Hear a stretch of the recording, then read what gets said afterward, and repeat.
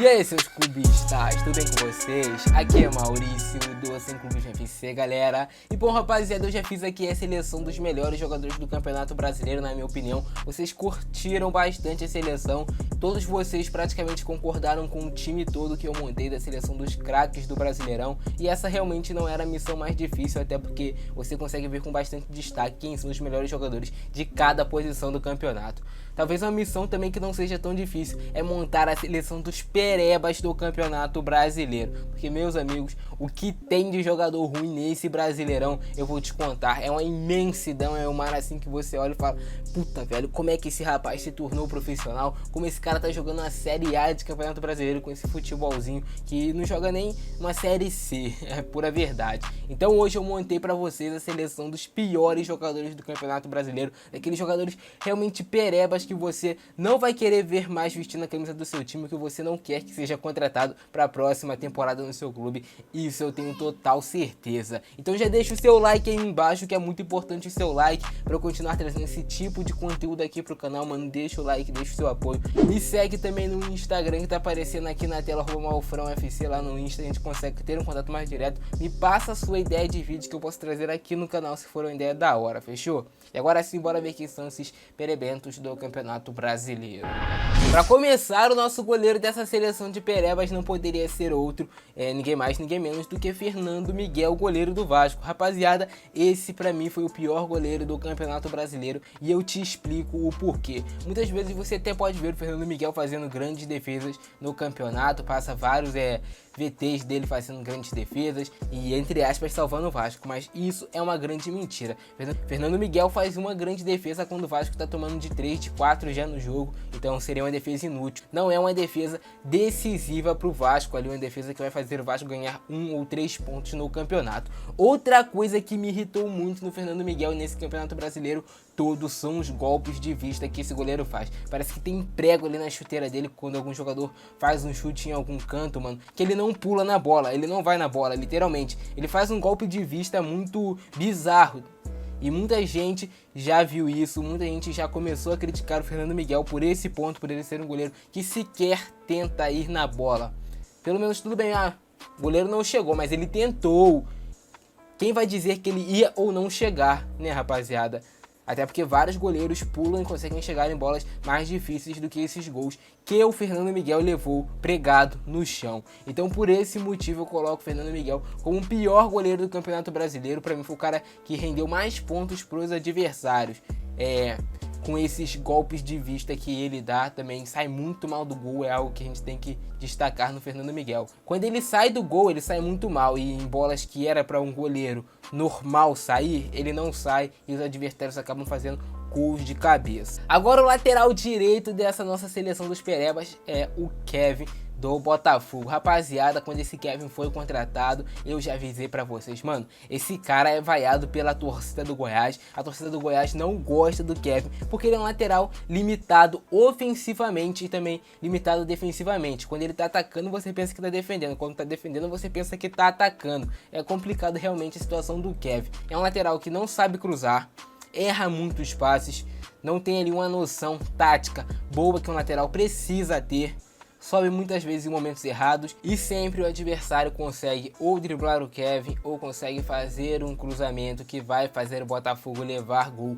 Foi assim o Campeonato Brasileiro todo. Para mim, o pior lateral direito do campeonato. Ele tá igualado com o Barrandegui, com o Cascardo. Os laterais direitos do Botafogo essa temporada foram qualquer coisa menos jogadores de futebol. E na zaga ali, para já formar uma química da hora com o Kevin, eu coloco o Marcelo Benevenuto, um zagueiro que no início de 2020 todo mundo falava que ia ser um dos melhores zagueiros do campeonato, jogador rápido, forte fisicamente, tinha um bom passe ali, fazia gols de cabeça, mas tudo isso acabou ali depois da volta do futebol. Marcelo Benevenuto voltou irreconhecível, o jogador ficava curtindo baladinha, o jogador não se importava com o Botafogo dentro de campo, era um jogador descompromissado e com isso tudo ele foi acumulando falhas dentro dos jogos do Botafogo. Todo jogo o Marcelo falhava em alguma coisa, parecia que, porra, velho, tinha alguma coisa ruim ali que fazia ele falhar todo o jogo, falha de posicionamento, errava a cabeçada, errava os cortes, e o Botafogo foi sofrendo gols todas as partidas por conta de falhas de Marcelo Benevenuto e também por falhas de Kevin, por falhas do elenco como um todo,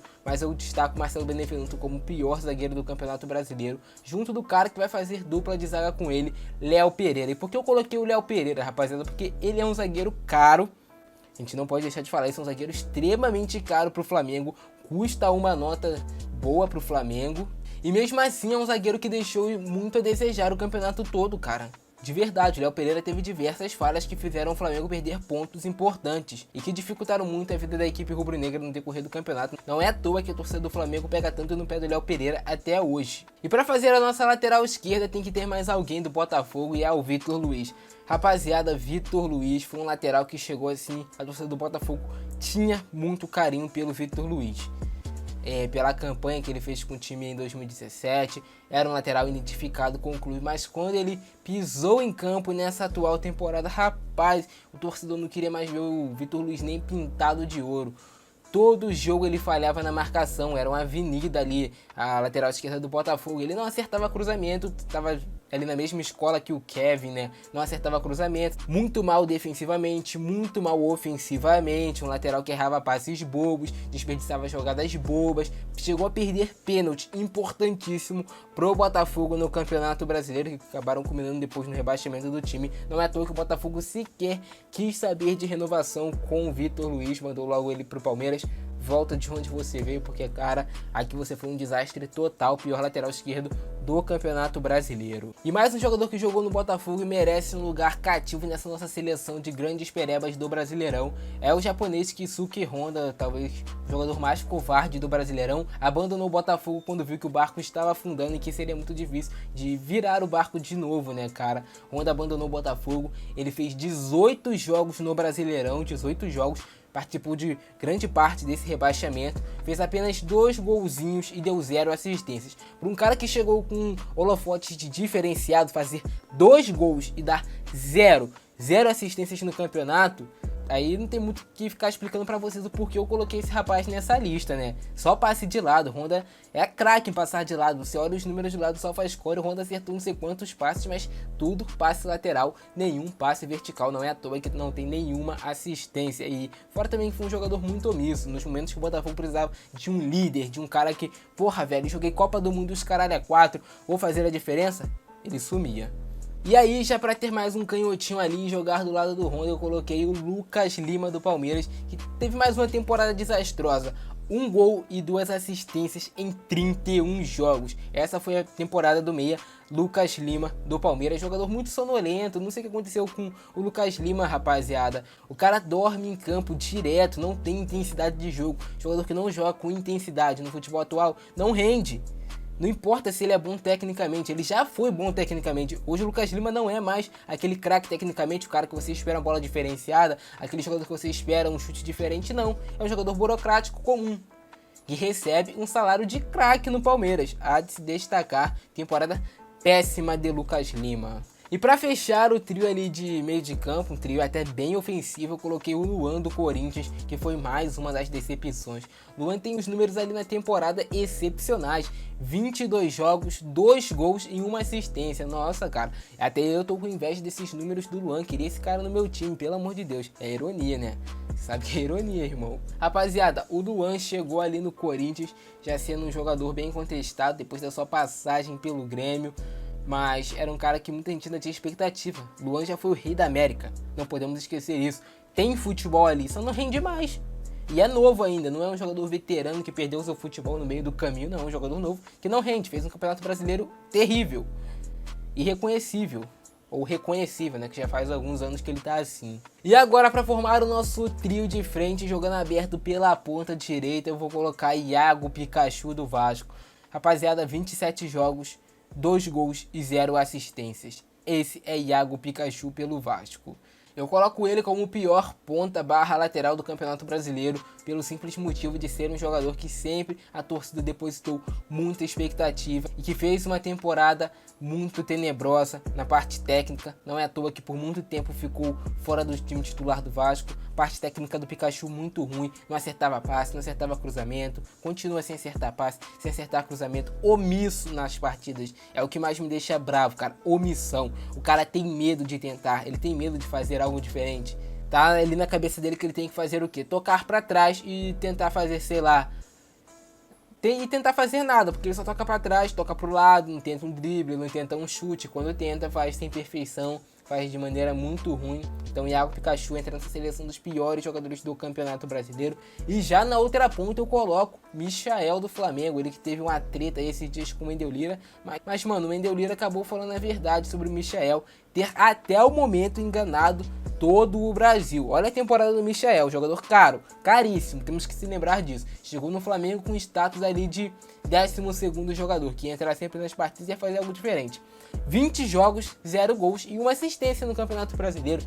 Aí tu vai explicar o que? A temporada do Michael? O cara na temporada passada pelo Goiás voou, chegou no Flamengo e não jogou nada. Será que pesou a camisa? Não sei, comenta aí embaixo, mas muito ruim o ano dele. E para completar o centroavante desse time não poderia faltar é nosso poçante Lucas Ribamar, o pior centroavante do Campeonato Brasileiro, 15 jogos, 4 gols, 0 assistências. E por que eu coloco o Ribamar como o pior centroavante do Campeonato Brasileiro? É só você assistir os vídeos de análise de jogos do Vasco aqui no canal, no qual eu sempre mostro porque o Ribamar é o pior centroavante do Brasil. Ele perde muito gol, eu nunca vi atacante para perder tanto gol como o Ribamar. Tá de cara pro gol, pode fazer o gol ali, tá só ele o goleiro, às vezes tá só ele o gol e ele perde, rapaziada. É sério, não é brincadeira. Quem assiste jogos do Ribamar sabe o quanto você sofre se você tá torcendo pro Vasco. Agora, se você não tá torcendo pro Vasco, você pode sentar em frente ao sofá, assistir o jogo do Ribamar, que tu vai sorrir bastante com a atuação dele. É o pior centroavante do Campeonato Brasileiro, essa é a minha opinião. E essa é a nossa seleção dos piores jogadores do Brasileirão, dos jogadores perebas. Se você concorda ou se você discorda, coloca a sua seleção aqui embaixo pra gente discutir e trocar uma ideia muito da hora. E é isso, irmão. Eu ficando nessa por hoje, que nos próximos frentes fica nós e fui!